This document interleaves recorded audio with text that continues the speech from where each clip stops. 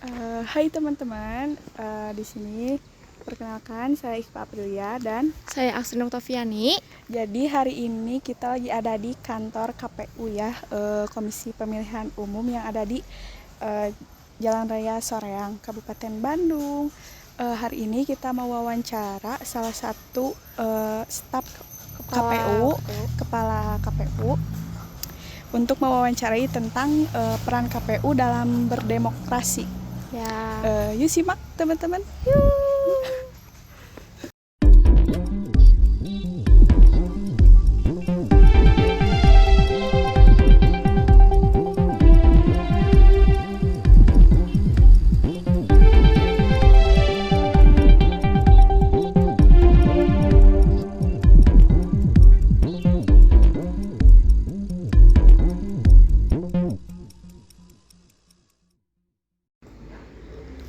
Halo, Assalamualaikum warahmatullahi wabarakatuh.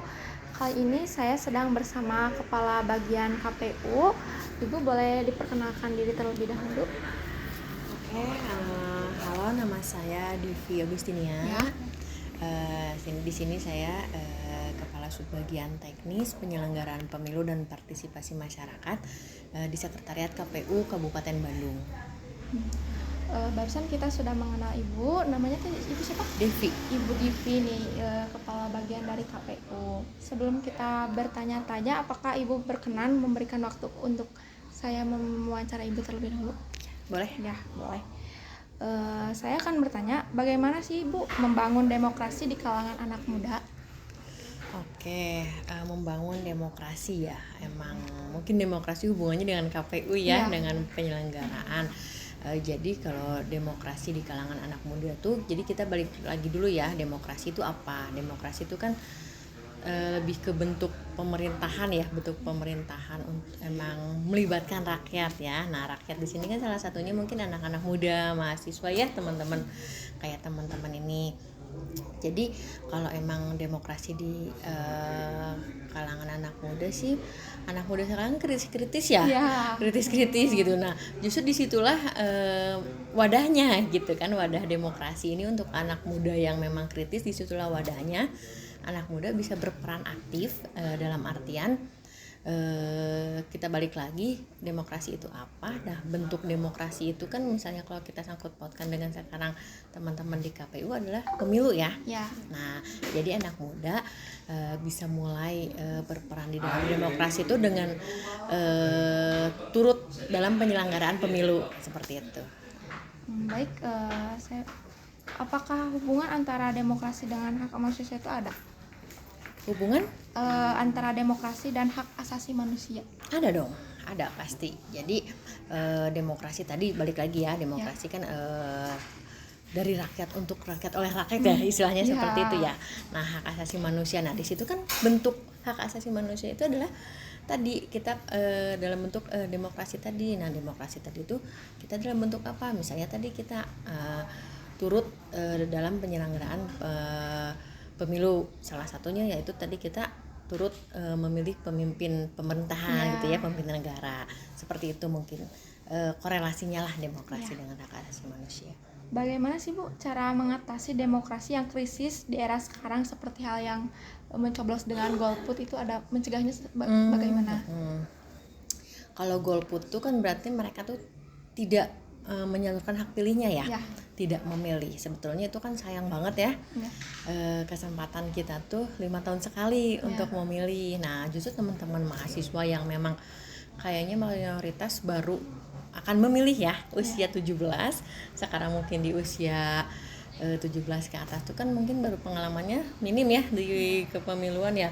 Nah, justru dengan kesempatan 5 tahun ini tuh untuk mencegah golput kan, tadi balik lagi kita dengan teman-teman mahasiswa yang kritis yang apa. Nah, justru dengan mencoblos tuh kita kan bisa menyalurkan aspirasi kita kan. Kita bisa turut memilih pemimpin yang kita inginkan gitu kan. Nah, mungkin dari situ makanya jangan golput. Kenapa tadi untuk tidak golput itu bagaimana kita sebagai anak muda mahasiswa itu harus aktif mencari tahu.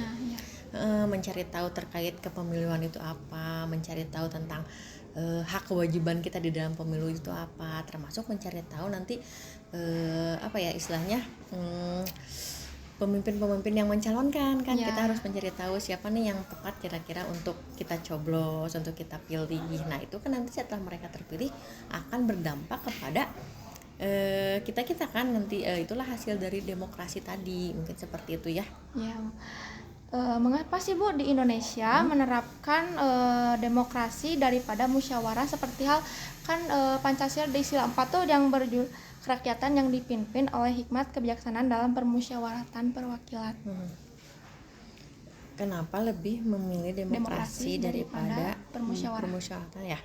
Mungkin itu balik lagi tuh udah dari emang ketentuannya ya, seperti itu. Mungkin kita di masyarakat memang tinggal mempraktekannya atau istilahnya menjalankannya. Nah memang demokrasi itu kan lebih ke yang emang balik lagi ke rakyat ya. Ya. Jadi istilahnya bebas gitu, seperti pemilu lah. Kita asas pemilu itu kan rahasia, bebas, adil. Nah di demokrasi itu kan seperti itu ya. Jadi kan kita rakyat tuh kalau di demokrasi bukan bebas dalam artian bebas semena-mena ya. Tapi kalau musyawarah kan lebih pendapat si B semena-mena seperti itu ya. Kalau misalnya demokrasi itu dari contohnya pemilihan aja, itu kan kita mencoblos bebas kan, gimana kita rahasia kan, rahasia apa yang kita coblos tuh kan rahasia, kita bebas mencoblos siapa itu rahasia. Beda dengan musyawarah mungkin kita akan melontarkan, aku milih ini nih, saya milih ini. Nah itu kan mungkin akan lebih memicu atau menimbulkan lagi opini, perdebatan seperti itu mungkin ya, lebih ke situ ya. Nah untuk pemilihan untuk demokrasi di Indonesia itu kan memang sudah lama ya kita menerapkan demokrasi ya, dan memang udah tepat lah memang untuk kembali lagi ke rakyat gitu, gimana rakyat mungkin seperti itu. Mungkin pertanyaannya akan dilanjutkan oleh teman saya Bu yang bernama Iqbal. Selanjutnya, bagaimana cara agar kita dapat menjalankan kehidupan yang demokratis? Bagaimana cara kita menjalankan kehidupan yang demokratis? Demokratis ya tadi balik lagi ya. Jadi kita memang harus aktif mencari tahu. Demokratis itu tadi kan bentuknya kita aktif di demokrasi itu kan suara rakyat ya. Berarti kan kita tadi ke penyelenggaraan pemilu. Nah kita aktif, ikut serta, jangan apatis, jangan golput, seperti itu mungkin ya. Jadi kita harus memang punya keinginan peduli terhadap negara ini gitu. Jadi kita pasti kalau udah peduli kita pengen tahu gitu kan. Kayak sekarang yang lagi masa-masa pemilu, jadi kita harus aktif mencari tahu, menyebarluaskan, mensosialisasikan untuk tidak golput. Hayo kita ke TPS, hayo kita salurkan hak pilih kita, karena itu penting gitu. Jadi intinya berpartisipasi. Iya itu berpartisipasi, nggak boleh golput. Selanjutnya, apa saja tantangan terbesar demokrasi di Indonesia bagi KPU? Mungkin kalau di Indonesia terlalu luas ya. Mungkin terlalu luas, mungkin cakupan di sini aja mungkin ya. Kalau di sini sih tantangannya ya itu tadi, mungkin seperti teman-teman mahasiswa gini yang memang kritis ya. Kritis kadang disebut apatis juga takutnya terlalu jauh, tapi memang itu kan kita lebih menilai si A kadang sisi negatif tuh lebih mencuat daripada sisi positifnya ya. Nah kadang kan langsung menyimpulkan ya, dari misalnya ada satu perilaku negatif langsung menyimpulkan si ini mah jelek, gini pemerintahan mah gini. Nah memicu untuk kita menjadi malas milih gitu. Padahal itu salah gitu ya. Dalam artian kenapa salah? Makanya itu tadi balik lagi, bagaimana kita bisa menjadi pemilih yang baik, pemilih yang cerdas lah kalau bahasa di kami di KP itu. Tadi dengan aktif mencari tahu, turut memberikan suara kita, mensosialisasikan terkait pemilihan, ajakan memilih pemimpin negara, samanya itu hak pilih kita harus tersalurkan seperti itu. Mungkin ini pertanyaan yang terakhir ya. Apa saja hak warga negara dalam sistem demokrasi? Haknya ya, sistem demokrasi ya tadi haknya kita punya hak untuk memilih ya, kita bebas untuk memilih siapa aja. itu hak kita. Justru kita punya hak untuk memilih, bebas, tidak dibatasi, tidak dilarang gitu. Itu. Mungkin sekian dari pertanyaan kami. Terima kasih Ibu telah memberikan waktu untuk sharing-sharing seputar demokrasi pemilu. Nah, kepada teman-teman, mari kita berdemokrasi yang pemikiran jangan kritis supaya Indonesia lebih semakin maju. Cukup sekian dan terima kasih Ibu. Wassalamualaikum warahmatullahi wabarakatuh.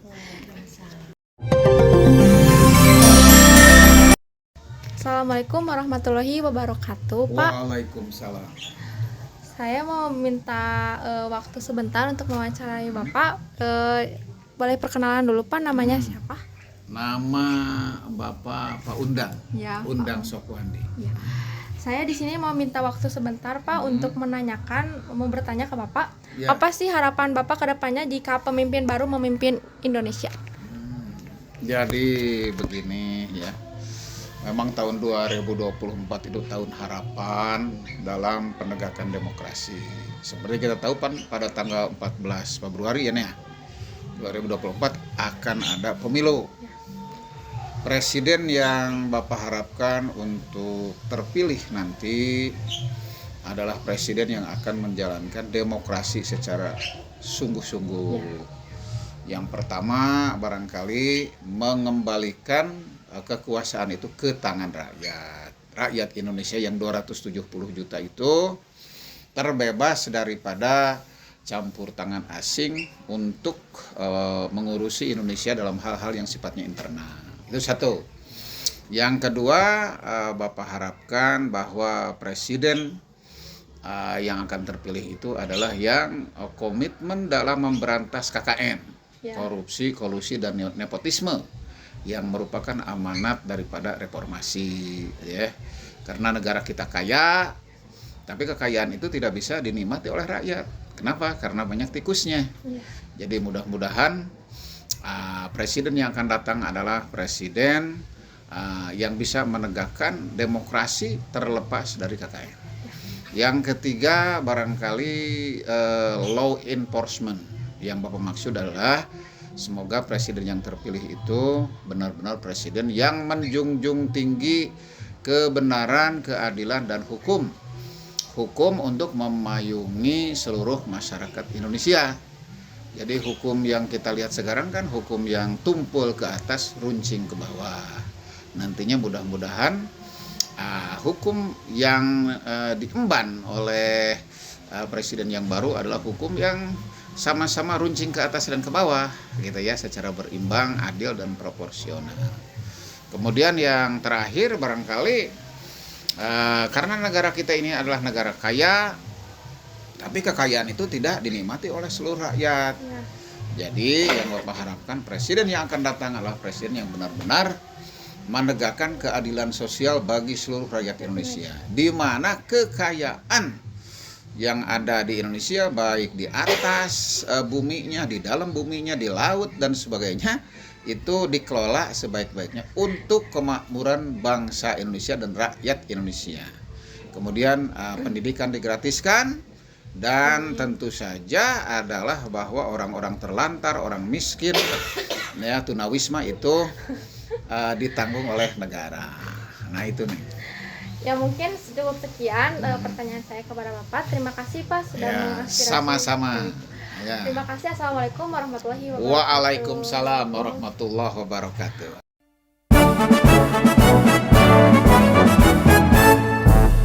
14 Februari, mari kita berjanji untuk berpartisipasi pemilu sebentar lagi.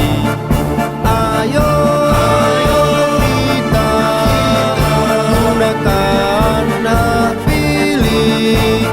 Siapa cinta negeri pasti kita memilih. Siapa cinta negeri pasti kita jadikan pemilu pesta demokrasi yang jujur dan adil. Siapa cinta negeri pasti kita memilih. Siapa cinta negeri pasti kita. No golput.